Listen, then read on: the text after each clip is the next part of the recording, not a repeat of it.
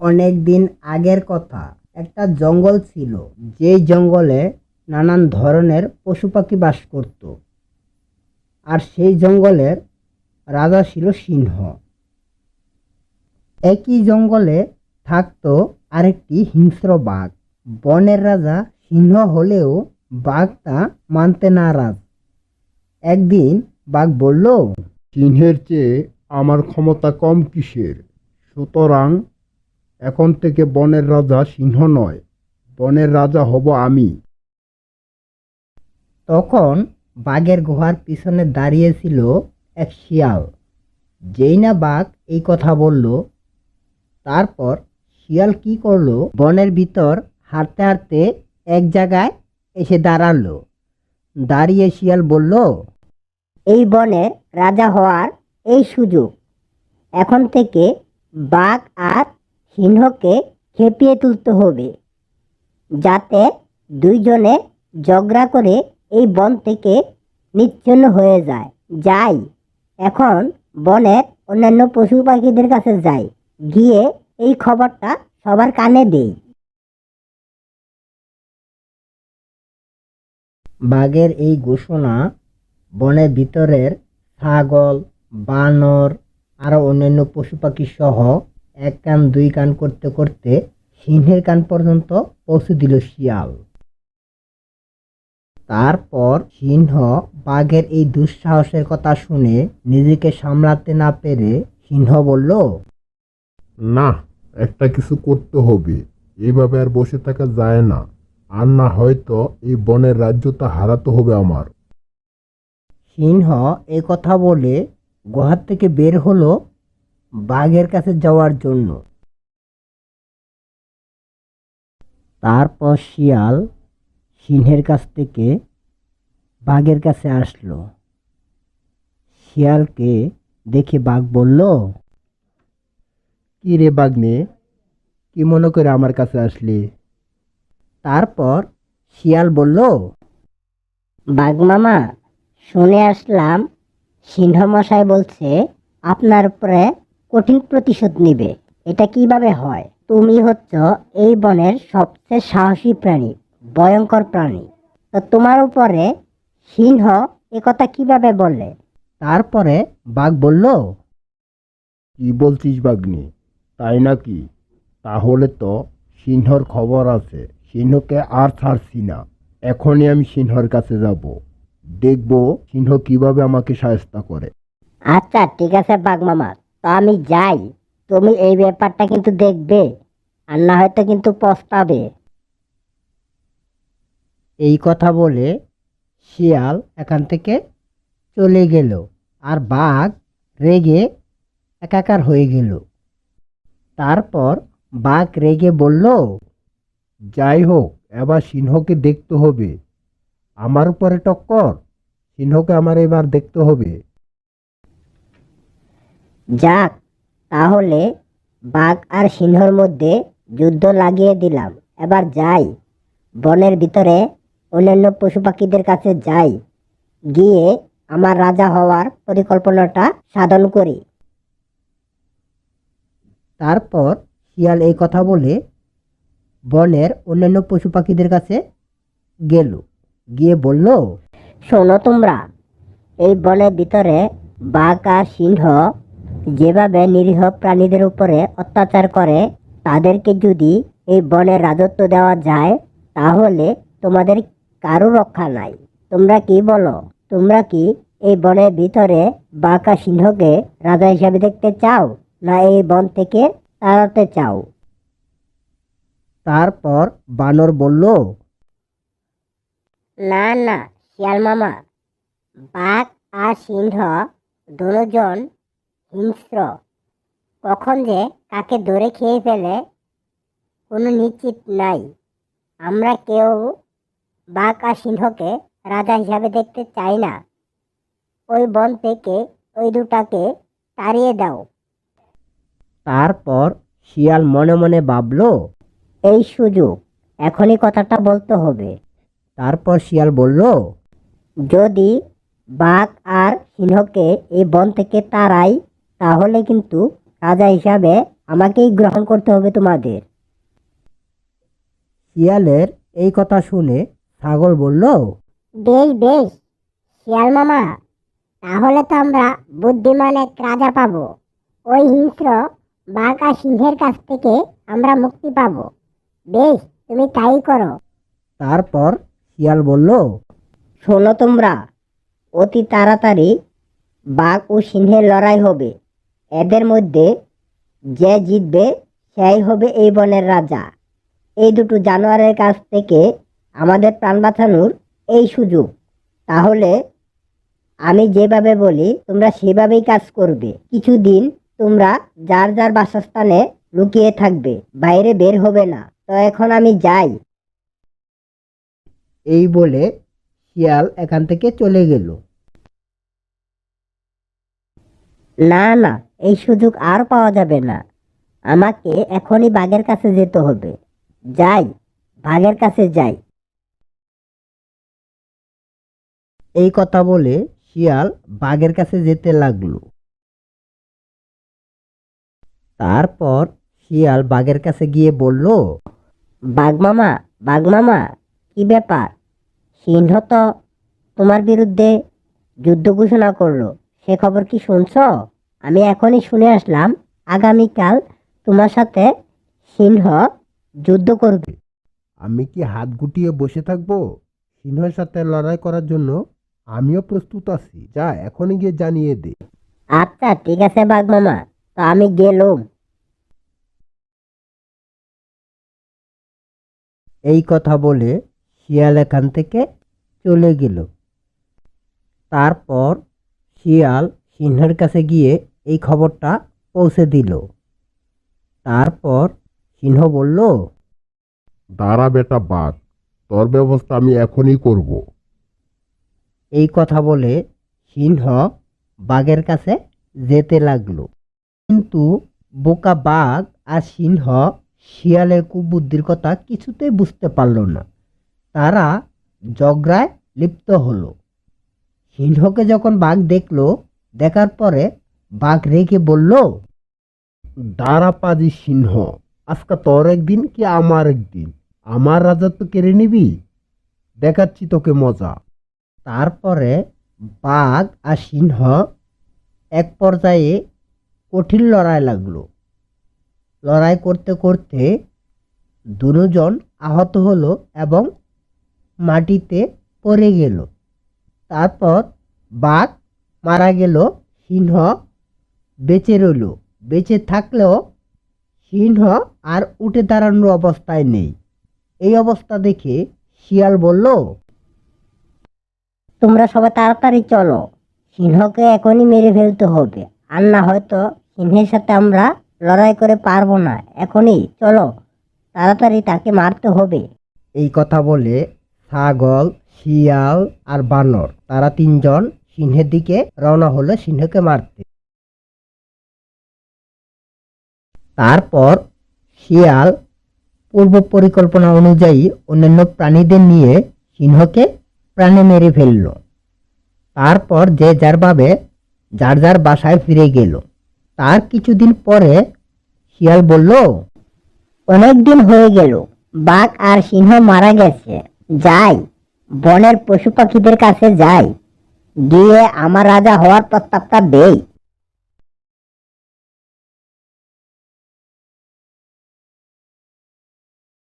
তারপর শিয়াল বনের ভিতরে গেল এবং বনের সব পশু পাখিদের একসাথে করে শিয়াল বলল, শোনো তোমরা, আজ থেকে এই বনের রাজা আমি। কেননা তোমরাই বলেছিলে যদি বাঘ আর সিংহকে আমি বন থেকে হারাতে পারি তাহলে এই বনের রাজা হব আমি। শিয়ালের এই কথা শুনে ছাগল বলল, হ্যাঁ, আমাদের পূর্ব প্রতিশ্রুতি দেওয়া অনুযায়ী শিয়াল মামাকে বনের রাজা হিসাবে ঘোষণা করতে হবে। কি বলো বানর ভাই? তারপর বানর বলল, হ্যাঁ হ্যাঁ, আমরা সবাই শিয়াল মামাকে এই বনের রাজা হিসাবে গণ্য করলাম। জয় হোক মহারাজা শিয়ালের, জয় হোক মহারাজা শিয়ালের। তারপর বনের পশু পাখি সবাই মিলে শিয়ালের উদ্দেশ্যে স্লোগান দিল। এই স্লোগান শুনে শিয়াল তো মহা খুশি। তারপর শিয়াল বলল, থামো তোমরা, থামো। আজকের মতো আমি যাই। তোমরা তোমাদের মতো স্বাধীন মতে এই বনের ভিতরে চলাফেরা করবে। কোনো সমস্যা হলে আমাকে জানাবে। এই কথা বলে শিয়াল এখান থেকে চলে গেল।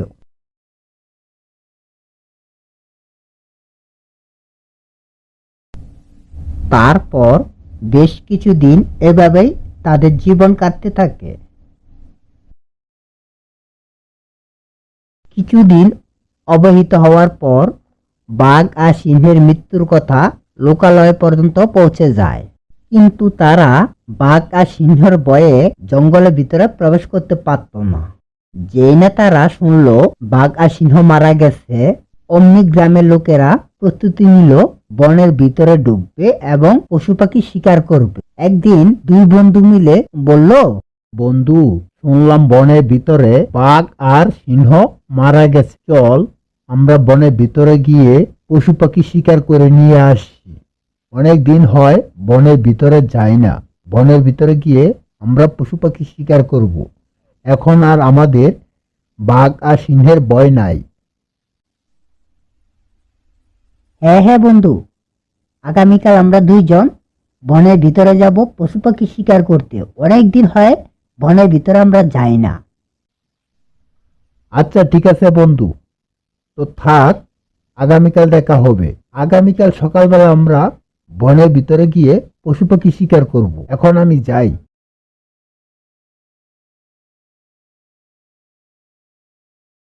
তারপরের দিন সকালবেলা তারা দুইজন বনের ভিতরে ঢুকে দেখে একটি ছাগল দাঁড়িয়ে আছে। বন্ধু, ওই দেখাটা একটা ছাগল দাঁড়িয়ে আছে। ওই ছাগলটাকে ধরতে হবে। অনেক লাদুস লুদুস ছাগলটা, এটা খেলে অনেক মজা পাবো।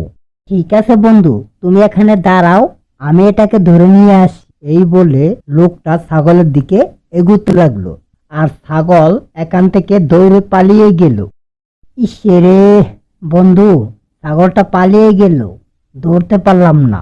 ঠিক আছে বন্ধু, চলো আমরা বনের ওই দিকটায় যাই, গিয়ে দেখি কোনো শিকার পাই কিনা। আর ওইদিকে ছাগল বনের ভিতরে হাঁটতে হাঁটতে বলল, হায় হায়, গ্রামের লোকজন দেখি জঙ্গলের ভিতরে প্রবেশ করছে। এখন তো আমাদের আর রক্ষা নাই, আমাদের ধরে ধরে খেয়ে ফেলবে। এখন কি করব? যাই, বানর ভাইকে নিয়ে মহারাজা শিয়ালের কাছে যাই, দেখি গিয়ে কিছু করা যায় কিনা। আর না হয়তো আমাদের রক্ষা নাই। ছাগল এই কথা বলে যেতে লাগলো বানরের কাছে। আর ওইদিকে বানর একটি গাছের নিচে বসে জিরাচ্ছিল। তখন বানর ছাগলকে দেখে বানর বলল, কি ব্যাপার ছাগল ভাই, এই ভর দুপুরে এত তাড়াহুড়া করে কোথায় চললে? বানর ভাই, আমি তোমার কাছে আসছিলাম। জানো, আজকে আমাকে ওই গ্রামে থেকে দুইটা লোক আসছে। আসার পরে আমাকে যে দাওয়া করছে, একটুর জন্য আমি বেঁচে গেলাম। এখন তো দেখা গেছে বাঘ আর সিংহ মারা যাওয়ার পরে ওই গ্রামের লোকজনের জ্বালায় আমরা থাকতে পারবো না। এখন আমরা কি করব? চলো এই বিষয়ে মহারাজা শিয়ালের কাছে যাই, গিয়ে দেখি মহারাজা শিয়াল কি বলে। ও তাই নাকি?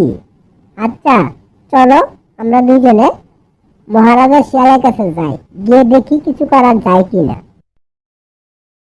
এই বলে ছাগল আর বানর শিয়ালের কাছে যেতে লাগলো। তারপরে গ্রামের দুইটা লোক একটা গুহার পাশ দিয়ে যাচ্ছিল, আর ওই গুহার ভিতরে ছিল বনের রাজা শিয়াল। যেই না শিয়াল দেখলো গ্রামের লোকজন তার গুহার দিকে আসছে, অমনি ওই শিয়াল দৌড়ে এখান থেকে পালিয়ে গেল। আর এইদিকে বানর আর ছাগল এই ঘটনা দেখে ছাগল বলল, আরে এই কি, যার কাছে আমরা সাহায্যের জন্য আসলাম সেই দেখি দৌড়ে পালিয়ে যাচ্ছে।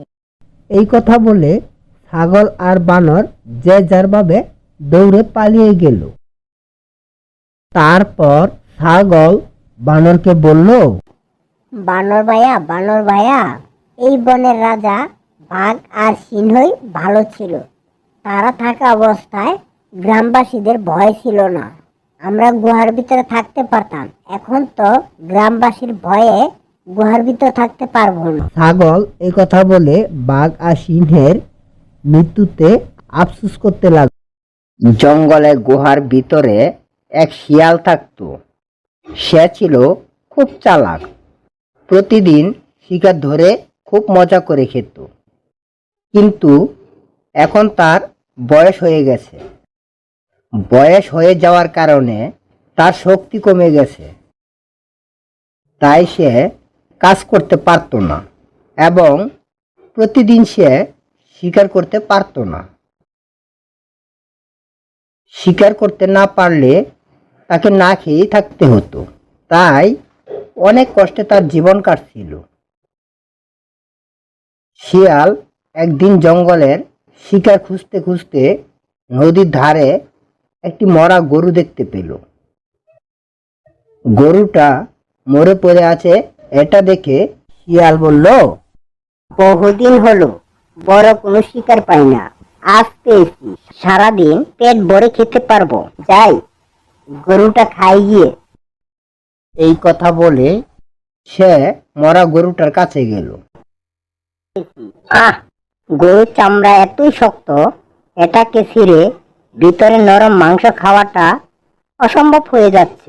এটাকে খাওয়ার জন্য আমাকে অন্য কোনো বুদ্ধি বের করতে হবে, অন্য কারো সাহায্য নিতে হবে। সেই সময় নদীর পার দিয়ে যাচ্ছিল এক বাঘ। বাঘকে দেখে শিয়াল ভাবল, বাঘ বনের রাজা, তার অনেক শক্তি। সে যদি গরুর মাংসটা খায় তাহলে আমি তার সাথে থাকলে আমাকে কিছুটা দিতে পারে। যাই একটু বলে দেখি। এই কথা ভেবে শিয়াল বাঘের সামনে গিয়ে বলল, মহারাজ আসুন, আপনার জন্যই তো অপেক্ষা করছি। এই গরুর মাংসটা খান, দেখুন এর স্বাদ কিরকম। এটা হেভি টেস্টি। শিয়ালের এই কথা শুনে বাঘ বলল, হাসালে রে শিয়াল, হাসালে। আমি এই বনের রাজা, আমি এই মরা গরুর মাংস খাবো? আমি সব সময় টাটকা তাজা মাংস খাই। তুই তো মনে হয় আমাকে অপমান করছিস। বাঘের এমন কথা শুনে শিয়াল একটু ভয় পেয়ে গেল। তারপর শিয়াল ভয়ে ভয়ে বলল, তাই তো, এই না হলে বনের রাজা? রাজা তো রাজাই, সে কি আর মরা গরুর মাংস খাবে? সে তো নিজেই শিকার ধরে খাবে। আমি আসলে আপনার সাথে একটু মজা করছিলাম, মাইন্ড করেননি তো? শিয়ালের এই কথায় বাঘ একটু খুশি হয়ে সেখান থেকে চলে গেল। আর শিয়াল ভাবতে থাকলো, কি করা যায়, কি করি, এই গরুর মাংসটা কিভাবে খাই? কিছুক্ষণ পর শিয়াল আবার দেখতে পেল সেই নদীর ধার দিয়ে একটা সিংহ আসছে। আরে, সিংহ যদি এই মরা গরুটা দেখতে পায় তাহলে পুরোটাই খেয়ে ফেলবে, আমাকে একটু মাংস দিবে না। গরু মাংসটা এর হাত থেকে বাঁচাতে হবে। এই ভেবে শিয়াল লাফ দিয়ে গরুর পিঠের উপর চড়ে বসল। তারপর সিংহের সামনে এসে শিয়ালকে দেখে জিজ্ঞেস করলো, কি করছিস এখানে? এই মরা গরুটার উপর এইভাবে চেপে বসে আসিস কেন? সর, এটাকে এখন আমি খাবো। সেই তুমি খেতেই পারো, আমি তোমার সাথে লড়াইয়ে পারবো না। কিন্তু মহারাজ, বাঘ আমাকে এটা পাহারা দেওয়ার দায়িত্ব দিয়ে গেছে, এটা তার শিকার। এখন তুমি যদি এটাকে খাও তাহলে মহারাজকে তোমায় জবাব দিতে হবে। তারপর সিংহ ভাবল, বাঘের শিকার, বাঘ বসানোটা ঠিক হবে না। বনের মহারাজ বলে কথা, বাঘের শিকারে থাবা বসালে আমার প্রাণটাও যেতে পারে। তাই এখান থেকে সরে পড়াটাই ভালো হবে। তখন সিংহ বলল, ঠিক আছে, ঠিক আছে, এটা আগে বলবি তো, এটা মহারাজের শিকার, তাহলে তো এই সব কথাই উঠতো না। এই বলে সিংহ চুপিসারে সেখান থেকে কেটে পড়ল। শিয়াল আবার চিন্তায় পড়ে গেল, কিভাবে এই গরুটাকে সে খেতে পারে। কিছুক্ষণ বাদে নদী থেকে একটা কুমির ডাঙ্গায় উঠে আসে।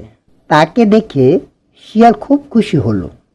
শিয়াল ভাবল, এইবার পেয়েছি, এইবার পেয়েছি। কুমিরকে তো সবসময় বোকা বানাই, আজও ওকে বোকা বানিয়ে কাজ হাসিল করব।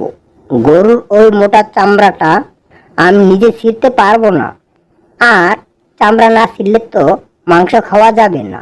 এই কুমিরটাকেই বোকা বানিয়ে চামড়া ছিঁড়ার কাজটি করিয়ে নিব। কি শিয়াল, এখানটায় কি করছো? সেইবার আমার সাথে চাষবাস করে তোমার খুব লস হয়েছিল, তোমার লস কিছুটা পুষিয়ে দেই। আর এই জন্যই তো সেই সকাল থেকে তোমার অপেক্ষায় আছি। তুমি এলে তোমাকে নিয়ে এই গরুটাকে একসাথে খাবো। বাহ, তো খুব ভালো। কিন্তু একটু সমস্যা হয়ে গেছে যে কি আবার হলো? আমি তোমার জন্য এটাকে নিয়ে অপেক্ষা করছিলাম। সেই ফাঁকে মহারাজ বাঘ মশাই এই পথ দিয়ে যাচ্ছিল। আমাকে এভাবে দেখে তিনি বলে গেলেন তিনি দুপুরে ফিরে এসে এই গরুটাকে খাবেন। এটা তার শিকার, আমি যেন এটাকে পাহারা দিয়ে রাখি। এটার কিছু হলে মহারাজ আমাকে ছাড়বেন না। কি বলো, মহারাজ বাঘের শিকার? আগে বলবে তো, বনের রাজা বাঘের শিকারে হাত দেওয়া যাবে না। যাই, আমি কেটে পড়ি। আগে জানলে তো এইদিকে আসতামই না। এই কথা বলে কুমির সেখান থেকে চলে যাচ্ছিল। তখন শিয়াল তাকে বলল, দাঁড়াও বন্ধু, দাঁড়াও। তুমি আমার বন্ধু, তার উপর তোমাকে দেখে মনে হচ্ছে তোমার ভীষণ খিদে পেয়েছে। এক কাজ করো, আমি পাহারা দিচ্ছি, রাজা মশাই এদিকে আসছে কিনা ততক্ষণ তুমি মাংস খেতে থাকো। উনি এদিকে এলেই তোমাকে আমি জানিয়ে দিব। উনি আসার আগেই তুমি পালিয়ে যেও। কুমির তাতে রাজি হয়ে গেল। সে গরুর কাছে গেল এবং অনেক কষ্ট করে সেই মোটা চামড়াটা ছিঁড়ল। চামড়া ছিঁড়ে যেই না একটু মাংস খেলো, আর তখনই শিয়াল বলতে শুরু করলো, বাঘ আসছে, পালাও পালাও, বাঘ আসছে, পালাও পালাও। কুমির বাঘের ভয়ে মাংস খাওয়া বাদ দিয়ে সেখান থেকে নদীতে ঝাঁপ দিল, আর সে পানির গভীরে চলে গেল। তারপর শিয়াল আরাম করে গরুর ভিতরে নরম মাংস খেতে লাগলো। শেষে কিছুটা মাংস নিজের সাথে নিয়ে গেল গুহার ভিতরে। এরপর আর বেশ কিছুদিন শিয়ালকে বাহিরে শিকারে যেতে হয়নি। বুদ্ধি খাটিয়ে শিয়াল গরুর মাংস পুরোটাই একাই খেলো।